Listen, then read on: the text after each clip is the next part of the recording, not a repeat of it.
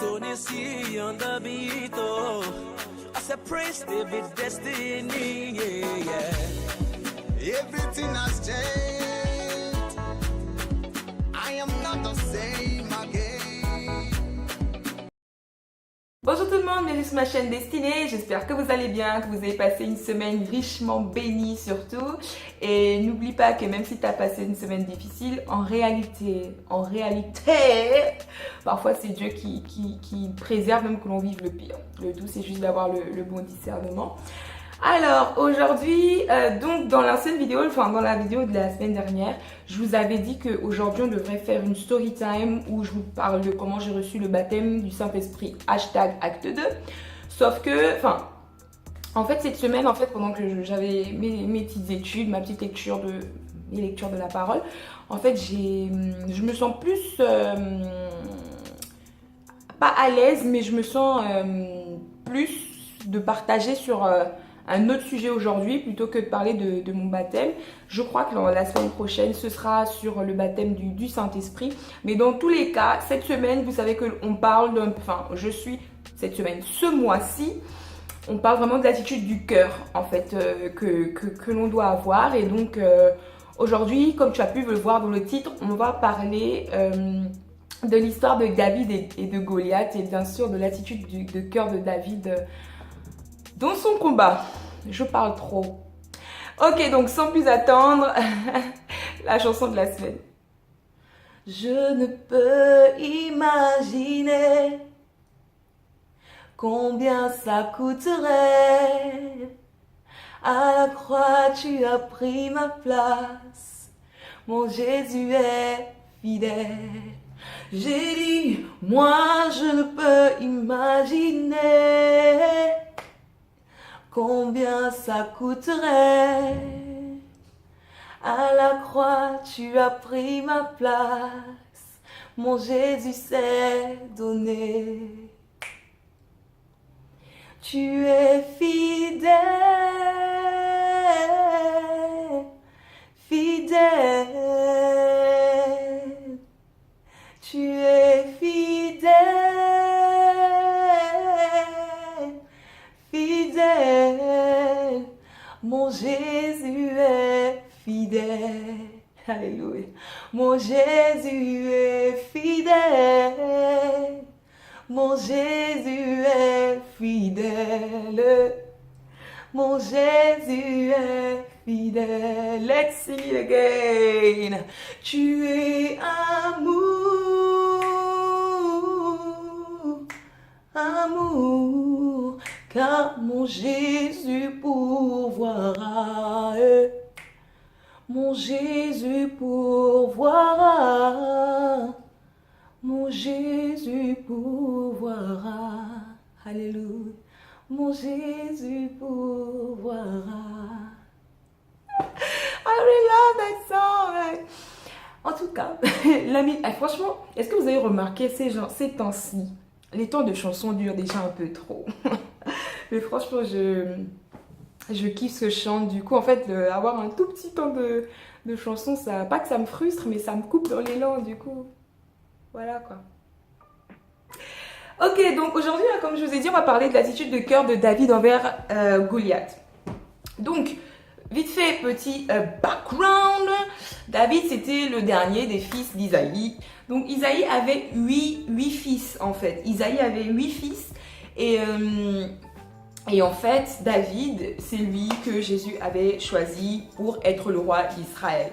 Donc quand Samuel, le prophète Samuel, est allé à Bethléem pour oindre le nouveau roi d'Israël, en fait, Dieu a choisi David. Ok, et en fait là, je vais surtout me concentrer sur la partie du combat entre David et Goliath. C'était pas vraiment un combat parce qu'il est tombé raide mort, le gars. Tu vois ce que je veux dire. Bref, entre ce qui m'a beaucoup frappé, don't mind my nails, please. Alright. Ce qui m'a beaucoup frappé en fait dans cette histoire, c'était l'attitude du cœur de David. Vous savez, David, on le connaît vraiment pour le roi d'Israël, un homme de guerre, oui, tout ça, celui qui a vaincu le lion, qui a vaincu l'ours et tout ça, qui a vaincu Goliath, l'homme selon le cœur de Dieu, parce que, ok. Et en fait, le truc qui m'a beaucoup frappé, c'est que en fait, quand il y a eu la bataille entre l'armée en fait d'Israël et les Philistins, à cette époque-là, en fait, donc David n'était pas encore roi, ok? C'était quelqu'un d'autre. Et donc cette personne-là qui s'appelle Saül, en fait, a décidé de prendre, comment il s'appelle, David sur son aile. Et en fait, ce qui m'a beaucoup frappé, en fait, c'est que quand ils ont voulu se battre, l'armée des Philistins avait un gars qui avait genre 3 mètres, il portait des trucs en fonte et tout. Vraiment, le gars, il était super fort, super grand, personne pouvait le battre, limite, tu vois. Sauf que les Philistins, eux, n'étaient pas le peuple choisi de Dieu. Et les Philistins, en vrai, ils n'avaient pas d'alliance avec Dieu. En gros, Dieu, il n'avait pas dit aux Philistins que si je me bats avec vous, vous allez gagner. Or, il avait fait cette alliance-là avec le peuple d'Israël. Donc, le clan, en gros, de Saül et donc le clan de David. Tu commences à suivre ou pas? Et en fait, ce qui s'est passé, c'est que le grand baraquet, donc Goliath, armée des Philistins, celui qui n'avait pas d'alliance avec Dieu, il s'avançait à chaque fois, genre pendant 40 jours, il n'arrêtait pas de dire ouais, prenez un gars de chez vous et tout pour me battre. Et si vous arrivez à me battre, en gros, votre Dieu sera le nôtre, on sera vos esclaves, nous les Philistins. Et il prenait vraiment de haut les Israélites. Genre pour lui, les Israélites, c'était n'importe quoi devant lui parce que lui, il avait confiance en sa force, il avait confiance en sa force et à ce qu'il pouvait tuer les autres armées en fait d'autres communes, si on peut dire ça comme ça, d'autres villes. Sauf que David, lui, s'est dit, mais il est culotté le gars quand même. Donc, l'armée, je suis dans l'armée avec laquelle Dieu a fait une alliance, ok? Dieu a dit qu'il est avec nous et toi, juste parce que t'es baraqué, juste parce que t'es grand, tu viens faire ton costaud devant moi en mode tu vas nous battre. Mais t'es qui? Et moi, c'est cette attitude de cœur là que j'ai kiffé, tu vois. Parce qu'en fait, David, déjà le gars, il était chétif, genre, tu vois. David, il avait pas de poids en vrai aux yeux de l'homme. En fait, il n'avait pas de poids contre Goliath. Tout le monde fuyait Goliath. Tous les Israélites, ils avaient peur. Ils avaient tous oublié que Dieu avait dit qu'il serait avec eux. Sauf David qui a dit il a dit aux gars, mais pourquoi vous avez peur en fait? Les gars, Dieu est avec nous. Et il a dit dans 1 Samuel verset 26, qui est donc ce Philistin? C'est un circoncis pour insulter l'armée du Dieu vivant. Like, bruh. Lui, il avait pas peur, tu vois, il avait pas peur. Il s'est pas dit, ouais, c'est un baraquet et tout, comment je vais faire pour le pas, tout ça. Il avait pas peur. Parce que, en fait, il n'a pas regardé à ce que que Goliath, il était plus fort que lui. Non, il s'est dit, mais même si moi, je suis comme je suis, même si moi, j'ai pas de force physique contre lui, mais moi, je sais qui je suis. David connaissait son identité, en fait. Il s'est dit, mais like, je sais qui je suis, je sais que je sers un Dieu vivant. Dieu m'a dit qu'il est avec moi et c'est un circoncis. Ce gars-là, alright, qui n'a pas d'alliance avec Dieu, il veut faire son cum avec moi, genre. Tu vois ce que je veux dire? Bon, en gros, c'est ça qui s'est passé. J'extrapole un peu, d'accord? Enfin, pas j'extrapole, mais j'essaie de raconter ça un peu à ma sauce. Et donc, en fait, c'est ça qui m'a plu. Et c'est de là, en fait, que moi, je pense que vraiment Dieu a encore pu dire que David était un homme selon son cœur, en fait. Parce que, en fait, tout le monde avait oublié que Dieu était avec eux parce qu'ils ont regardé aux circonstances, ils ont regardé à ce qu'ils étaient peut-être moins nombreux, ils ont regardé à ce que les Philistins étaient forts, à ce qu'ils avaient un gars de 3 mètres avec eux qui portait de la fonte, etc. Mais ils avaient oublié que le plus fort, donc Dieu, qui a créé Goliath, like, est avec eux, et pas David. Et après, il y a eu des barrages. Son frère aîné est venu lui dire, ouais, toi tu veux trop faire ta star et tout, tu veux juste faire genre tu es fort, etc. Mais je connais ton cœur, tu es orgueilleux, etc., etc. Tu veux juste faire en gros ta star. Sauf que, en fait, non. Et ça, c'est l'attitude typique des personnes qui sont même avec nous. En fait, les personnes qui ne connaissent pas nos cœurs, qui ne savent pas pourquoi on fait des choses, mais qui présument savoir et qui veulent, entre guillemets, enfin pas entre guillemets, mais qui veulent nous arrêter dans notre élan, tu vois, qui veulent nous arrêter, ne pas faire en sorte qu'on puisse arriver où on veut arriver, quels sont nos goals. Et il y a des personnes qui sont comme ça, en mode ouais, t'es trop orgueilleuse, non mais toi t'es trop comme ça, t'es trop comme ci, t'es trop... Et si tu connais pas ton identité, si tu sais pas qui tu es, tu vas laisser ces parasites là venir dans ta tête et en fait t'empêcher d'avancer. Après, il faut avoir un juste milieu. Dieu passe même par des personnes païennes, même par ton ennemi pour te parler. Il faut avoir le discernement pour savoir quand c'est Dieu qui te dit que de faire un plan sur ta vie, que peut-être que tu es orgueilleuse, etc. Mais là, c'était vraiment dans le but de semer le trouble dans le cœur de David afin qu'il ne puisse pas arriver à son but. C'était le frère aîné, donc en fait, c'est comme s'il avait même l'autorité sur David, tu vois. Et David, à ce moment-là, moi je pense que tellement son cœur bouillonnait parce que Goliath, il avait osé insulter l'armée de Dieu. Il a dit à son grand frère, mais t'es qui? En gros, tu vois. Il lui a dit, David répondit au verset 29, qu'ai-je donc fait? N'ai-je pas le droit de m'exprimer?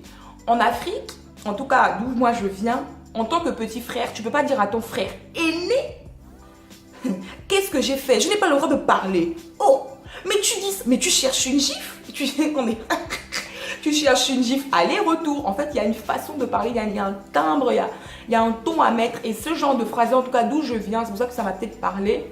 Tu ne peux pas parler comme ça à ton aîné.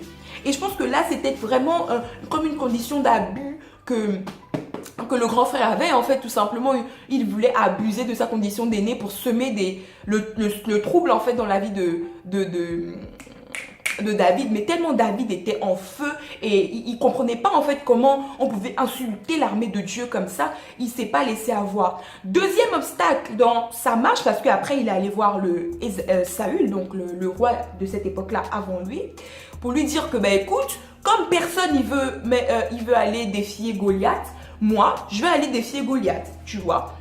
Et donc, c'est là que l'on a su qu'il a raconté à Saül, justement, sa bataille avec l'ours et le lion. Donc, c'était aussi un mot de préparation avant de battre Goliath. Mais bon, là, on ne parle pas vraiment de ça. Là, on va s'appuyer vraiment sur l'attitude de cœur. Et ensuite, Saül lui dit, au verset 33, « Tu n'es qu'un enfant alors que lui est un homme de guerre depuis sa jeunesse. » Ok, il y a des choses en fait, parfois on va te dire mais tu ne peux pas faire mieux que cette personne parce que tu n'es qu'un enfant. Non, mais tu ne peux pas avoir tel ministère parce que tu n'es qu'un enfant. Parce que tu n'es qu'un enfant, tu ne peux pas penser comme ça. Parce que tu n'es qu'un enfant, tu ne peux pas te marier à cet âge-là. Parce que tu n'es qu'un enfant, tu ne peux pas faire ça. Parce que je vois ta condition physique. Parce que je connais ta condition de maintenant, je ne peux pas te dire que tu vas arriver là où Dieu t'attend. Et c'est ça, en fait, c'est exactement ce genre de discours que l'on peut rencontrer aussi, nous, en tant que chrétiens, tu vois, ou même en tant que païens, hein, vraiment dans la vie de tous les jours, en fait. Des personnes qui te disent que à cause de ta condition, à cause de ton âge, à cause de ce que tu es, à cause de d'où tu vis, à cause de l'environnement dans lequel tu as grandi, tu ne peux pas faire ça. Alors que l'autre, tu as vu, il a les conditions favorables. Lui, depuis sa jeunesse, c'est un homme de guerre. Mais bro, moi aussi j'ai combattu un lion, moi aussi j'ai combattu un ours. Ce n'était pas des hommes, mais c'était ma condition de préparation. Tu vois ce que je veux dire? Et vraiment, c'est l'attitude de cœur de David qui m'a plu. Il s'est énervé parce que quelqu'un qui n'avait pas d'alliance avec Dieu a osé insulter le peuple qui avait une alliance avec Dieu. Donc ça prouve à quel point l'alliance est importante pour David. Parce que pour d'autres, peut-être qu'ils auraient dit non, mais comment il ose faire ça? Mais il ne serait pas allé à la guerre. Tu vois? Mais l'alliance était tellement importante. Son contrat, si on peut dire ça comme ça, avec Dieu était tellement important pour lui qu'il s'est dit mais bro, mais c'est qui ce gars pour venir et mal parler? Mais t'es qui? Tu me connais pas. Tu sais pas d'où je viens. Tu sais pas ce que j'ai fait dans ma vie. Tu me connais pas, frère. Tu me connais pas. Et moi, j'ai Dieu. Et tu oses venir me dire que tu vas me battre. Et tu oses venir insulter mon peuple. Ça va pas se passer. Ça va pas se passer comme ça, frère. Ça va pas se passer comme ça. Les Américaines, à chaque fois qu'elles se battent, elles font ça comme ça. Get ready, girls, get ready, okay? We're gonna fight. Bref, Et c'est un peu comme ça que j'ai vu l'histoire, tu vois. C'est la détermination dans le cœur de David qui a fait en sorte qu'il puisse aller battre Goliath avec juste une pierre, un gars de 3 mètres, parce que Dieu était avec lui. Il avait la fonte, il avait une épée, il avait des personnes qui portaient carrément son bouclier. David n'avait que la fronde, il n'avait que 5 pierres, mais avec une seule pierre, il a réussi à faire tomber Goliath. Et vraiment, cette dimension de l'alliance là, c'est le pasteur dans l'église dans laquelle je prie qui nous en a fait prendre conscience à un séminaire, que vraiment en fait l'alliance était très importante pour David, parce que juste parce que Goliath a osé entre guillemets remettre en question ou défier l'alliance que son peuple et lui avaient avec Dieu. Il est allé à la guerre en fait, et il n'a pas regardé à sa condition, et c'est ce qu'on devrait faire. On ne doit pas regarder à notre condition, voir à l'endroit dans lequel on évolue. Peut-être que tu es là, mais Dieu il t'appelle à être président, et toi tu te dis non mais là, bro, moi je suis dans un HLM, je partage ma chambre avec 6 personnes et tout. Mais non, là c'est ta condition de maintenant. Comme Marie en fait, dans la ville dans laquelle elle vivait, elle s'est dit, où Marie vivait c'était vraiment pauvre. La mère de Jésus, où elle vivait c'était super pauvre, c'était super pauvre. Pourtant, non, j'ai venu lui dire, toi, tu vas porter le sauveur du monde dans ton fond, quoi. Tu vois ce que je veux dire? Elle aussi, elle n'a pas regardé à sa condition, elle n'a pas regardé, elle s'est juste dit, bon, bah, c'est la volonté de Dieu, c'est la volonté de Dieu, hein. Je suis juste, en fait, une élue. Et en fait, David aussi, dans son cœur, c'était comme ça, l'alliance était tellement importante pour lui, il n'a pas voulu que le nom de Dieu soit bafoué à ce point-là, en fait, et je pense peut-être, je n'étais pas là, peut-être aussi que l'attitude des soldats l'ont énervé, enfin, lui a donné cette force-là, se dire si personne veut aller, moi je vais y aller. Et voilà, ne laissons personne nous dire qu'on ne peut pas faire ce que l'on veut faire parce qu'on est trop jeune, on est trop ceci, on est trop cela, d'accord? Il ne faut pas laisser les obstacles, il y en aura toujours des obstacles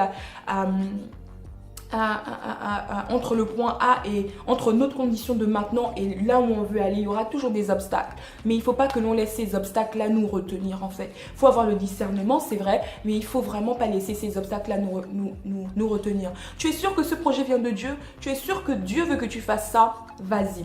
Les gens sont en train de mal parler de Dieu, ne laisse pas le nom de Dieu être bafoué. Ok, like, fonce, c'est ton projet, alors fonce. Mais assure-toi avant de foncer que Dieu est avec toi. C'est parce que Dieu est avec David que David est allé jusqu'où il est allé. Mais Dieu n'était pas avec Goliath. Pourtant, Goliath était sûr qu'il allait arriver à battre l'armée des Israélites. Sauf qu'il n'est pas arrivé à son point. Pourquoi? Parce que déjà son cœur n'était pas droit et parce que tout simplement Dieu n'était pas avec lui. Donc voilà, que Dieu soit dans tes projets, vérifie-le vraiment, que Dieu est dans tes projets. Et ensuite, ne laisse aucun obstacle, aucun mensonge, aucun parasite venir te dire que tu ne peux pas faire ce que tu veux faire, tout simplement. Alright? Seigneur Jésus, je veux prier, Seigneur, pour cette personne qui regarde. Seigneur, je te remets ses projets. Je te remets, Seigneur, mon Dieu, mon roi, toute saison dans laquelle elle est. Seigneur, en particulier des saisons de doute, en particulier, Seigneur, les saisons où elle ne sait pas, Seigneur, mon Dieu, mon roi, où il y a comme des parasites qui viennent, où elle ne sait pas quoi faire, elle se demande si c'est vraiment de toi. Seigneur, je prie, Seigneur Jésus, que si c'est ta volonté, que tu lui donnes la force et la conviction, Père, d'aller au-delà, Seigneur, mon Dieu, mon roi, de ce que pensent les gens. Seigneur, montre-lui les stratégies à mener et vraiment, Seigneur, donne-lui la paix dans son cœur, surtout, afin qu'elle aille toujours plus loin avec toi et qu'elle fasse abstraction, Seigneur, de tout ce que toute personne mauvaise influencée par le diable voudrait lui dire. Afin, Seigneur, ton nom soit glorifié, Père. Merci, Seigneur, mon Dieu, de ce que tu mets des projets de bonheur et non de malheur dans la vie de tes enfants. Que ton nom soit glorifié, Seigneur, au siècle des siècles à travers nos vies. Amen.